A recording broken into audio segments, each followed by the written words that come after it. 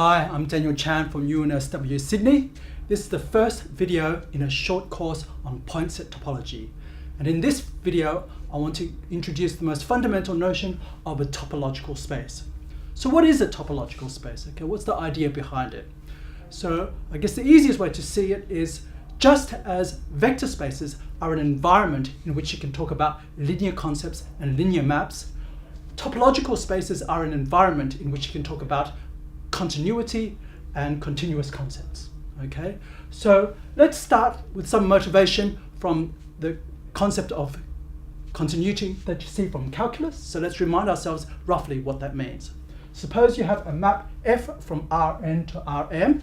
When do we say it's continuous? Well, essentially, we say it's continuous when inside the domain Rn, as we let some point x prime go towards x, the image f of x prime goes towards f of x, and this is approaching inside the codomain Rm. So we want to generalize this setup. So what we want to do now is to look at an arbitrary function f from x to y, where x and y are now sets, and ask what does it mean for it to be continuous? And I guess the key point is that, well, actually, and this is the first answer, is that this question makes no sense. Okay, so why does it make no sense? Main reason why it makes no sense is if you just have the sets x and y, you don't have enough geometry to make sense of the notion of x prime going towards x and f of x prime going towards f of x. Okay, so if you want to talk about continuity, we need some extra geometric structure on this x and on this y to make sense of these two notions. Okay, and the question is, well, what is this extra geometric structure? Okay, well, there's several answers to this question, and the first answer is gives rise to a notion called metric spaces. Okay, so how do you do that? So how do you talk about x prime going to x? Well, if these are getting closer and closer together, well, that means that the distance is going towards 0. Okay, so one way you can do it is you put a distance function on x. You put a distance between any 2 points inside this set x. Okay, so now you can make sense of what does it mean for x prime to go towards x. It just means that the distance function, whatever you set it up to be, between x prime and x, as this x prime is moving, however you want it to move, goes towards 0. Okay, and this leads to a very, very important mathematical notion known as a metric space, if you set this up properly. So there's some axioms that this distance function should satisfy to make this a nice geometry. Okay, so this is good for many, many purposes, but the point is it's deficient for several reasons. Okay, so let me point out what they are. So the first one is the fact that continuous functions don't preserve distances. Okay, so remember, what is a continuous function? You should think of a continuous function as one that can stretch and can shrink, but it can't break. Okay, so for example, you have a set like this. It's the points on this balloon. Okay, a continuous function, I can map it to all the points. I can stretch out some bits and compress some bits, okay? But the thing is, I can't break, okay? I can stretch out and I can compress, but I don't break. And that doesn't preserve distances, okay? You change distances around, okay? There's some stretching going on, and there's also some contraction going on. It doesn't preserve distances. So really, the notion of a distance contains too much information, okay? We just need to know that the distance goes to 0, not what the actual distances are. Okay, so if you had some good distance function on x, okay, suppose we just doubled all the distances, right? We can do that, double all the distances. It doesn't change the notion of when one point approaches another, right? But it changes all the distances around, okay? So putting a distance function is too much information if you just want to talk about continuity. So the other point is, of course, this notion of metric spaces isn't general enough, okay? So there are other contexts where we can talk about continuity that aren't covered in this notion, okay? So one example is the following, okay? So we can talk about pointwise convergence of functions, okay? So that's well defined, and you can use that to talk about one function approaching another, okay? Just by pointwise convergence, okay? So let's give a little example. Here we have the 0 function, and I'll just draw the graphs of some functions from R to R which pointwise converge to that. Okay, so here's one. And then we go towards 0, and towards 0, and then towards 0, and so forth. Okay, so this is a set of functions which pointwise converges to the 0 function. So actually it doesn't go from R to R, it goes from the positive reals to R. Okay, so we're going to forget the value at 1. Forget the value at 0 here. Okay, and so here we do have convergence in some well-defined sense, pointwise convergence. But what distance can you attach between these functions and the 0 functions, which goes towards 0? Okay, there's no sensible notion of a distance between functions which can record this. Okay, so here we have an example where we can talk about x prime approaches x, pointwise convergence, but it's not in the form of giving a distance function. Okay, so what's our solution? So what we'll do is we'll go back to calculus and try to look at some of the notions that were there and see whether we can get a better answer. Okay, so what are the topological notions from calculus we need? Well, let's start by picking your epsilon greater than 0. Okay, and the first thing we have is the epsilon ball. Okay, so the epsilon ball about some point x inside Rn is what? It's a set of all x prime such that the distance from x prime to x, so the norm of x prime minus x, is less than epsilon. Okay, and we denote it by b subscript epsilon x. Okay, so this is just a set of all points which are within epsilon of x. Okay, so they're epsilon close to x. Okay, so one thing that you should realize, by the way, is that here, of course, when we talk about approaches, you want to talk about getting closer and closer together, so we talk about epsilon close. But we never need epsilon equals 0. We never need to talk about 0 close. We don't need to know in this definition that x prime equals x. It's just that it's getting closer and closer for every positive epsilon. Okay, this is a very, very important point. Okay, so the 0 ball is not interesting. Only the epsilon ball for all positive epsilon. Okay, so the other notion that you should hopefully remember from calculus is what does it mean for a subset of Rn to be open?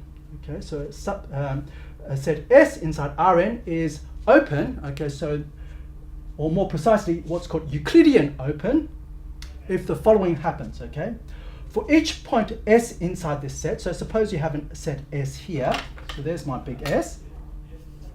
Inside, in this case, it's inside R2, just the plane of the board. So each point inside there, say this S here, you can find an epsilon greater than 0, and the epsilon ball about S, so here's the epsilon ball about S. Okay, so that one there is completely contained inside S. Okay, so if you can find such an epsilon ball for every S inside this set S, then this set S is called Euclidean open. Okay, this is going to give rise to the Euclidean topology, which is the default one. So usually we'll just omit the word Euclidean, but sometimes if you want to be clear about it, okay, we say Euclidean open. Okay, so that's the definition of open, and there's an equivalent definition for what it is. The equivalent definition is the following: that this set S here is just a union of epsilon balls. Okay, so these epsilon balls just means a set of this form for some epsilon, which can vary. The epsilon can vary, and the point x can also vary here. Okay, and it's quite easy to see that they're equivalent to each other, these two conditions here. Okay, so let's just prove A implies B. Let's suppose you have this condition here. Okay, so for every point S, you can pick such an epsilon ball like I've got here, right? And that's inside this S. Okay, so let's take the union of all these epsilon balls. Okay, so the union of all these epsilon balls, of course, has to be contained inside S, since each of these epsilon balls is contained inside S. And the other thing is it contains the point little s, and since we did this for each and every little s inside S, the union of all these epsilon balls has to contain the whole of S as well.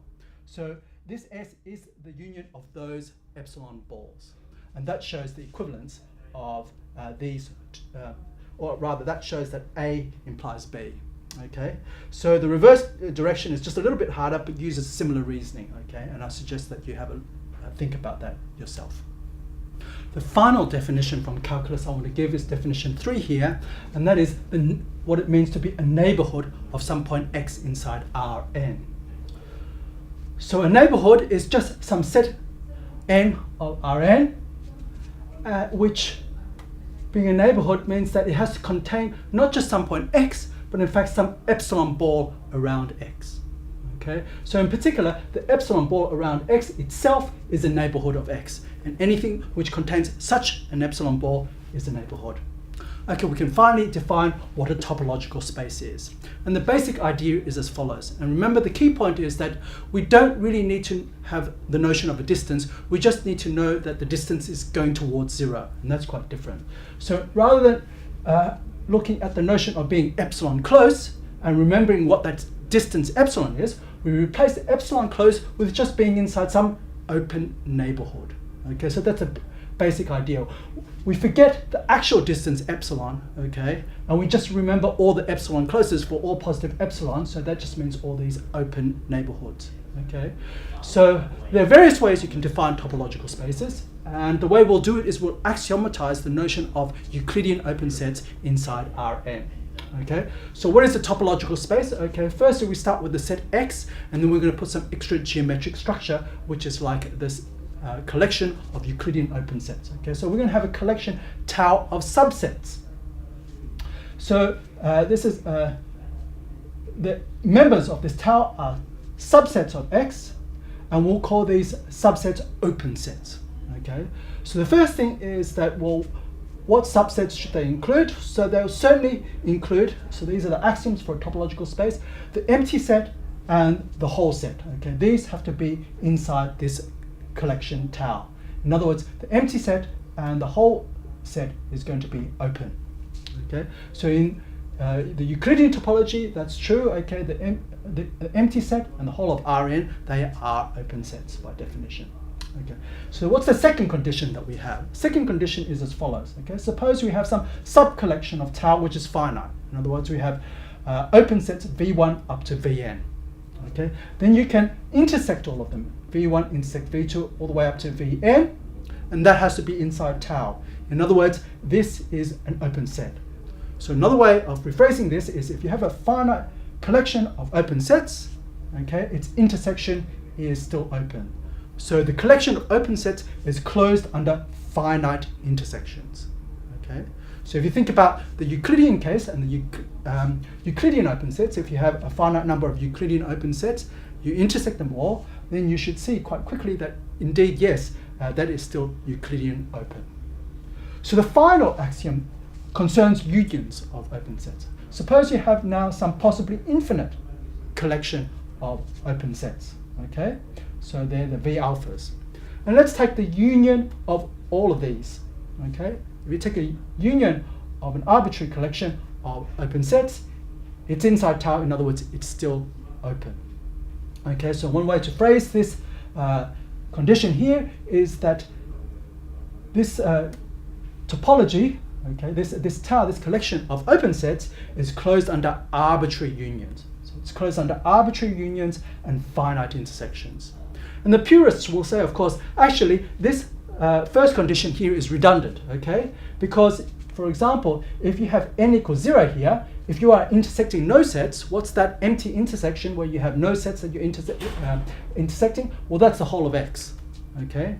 And also, if you have no open sets here, if your collection here is empty, and you take the union of no things, then you get the empty set. Okay, so in some ways, actually one is subsumed inside these two, as long as you interpret these in the most general way possible. Okay, so some more language. We also say that this collection of subsets is called a topology on X. Okay, so note that there are two pieces of data. There's a set X and also a collection of subsets, a collection of open sets. Okay, you can change this around. There are lots of topologies that you can put on this set X. Okay, and each one will give you a different topological space. Okay, so the first example, of course, we use the Euclidean open sets to motivate the definition of a topological space. And as we saw, indeed, the collection of Euclidean open sets on Rn, okay, that is a topology on Rn. I guess the only thing that we didn't check is this third axiom here, so let's have a look at that. Let's suppose that these V alphas are Euclidean open. So that means that each of them is a union of epsilon balls. So if you take the union of all these V alphas, well, each of these is a union of epsilon balls. When you take the union of all of them, of course, that's an even bigger union of epsilon balls, but still a union of epsilon balls, so it is Euclidean open.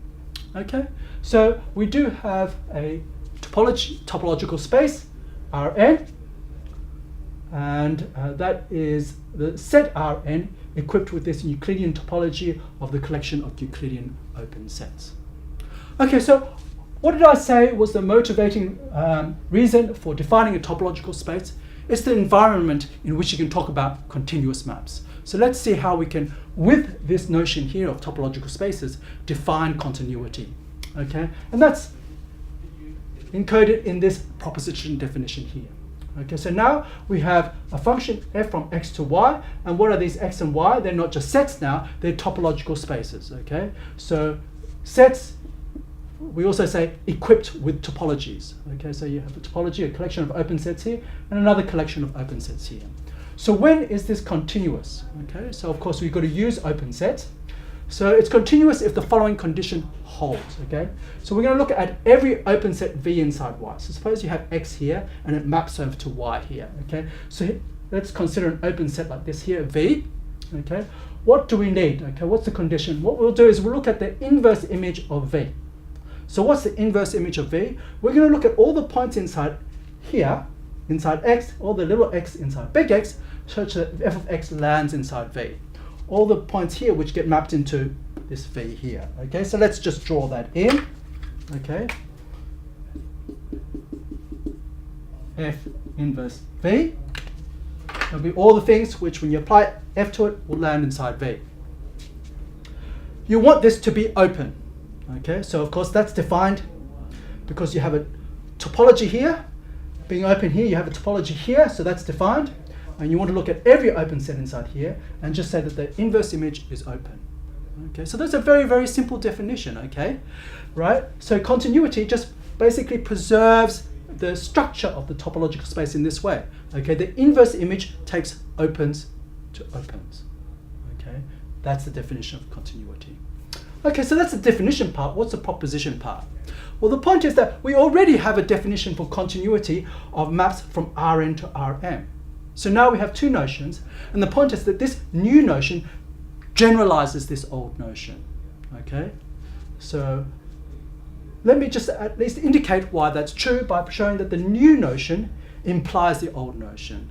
Okay, the fact that the old notion is also implies the new notion, so they're actually equivalent, is just a little bit harder, but not too much harder. Okay, so let's go through this old notion, okay, and let's write it in the usual epsilon delta sense. Okay, so given epsilon greater than 0, okay, you can find a delta greater than 0 such that if you're within delta of any x, okay, so x prime minus x, the distance between them is less than delta, then the image is within epsilon of each other. So f of x prime minus f of x is less than epsilon.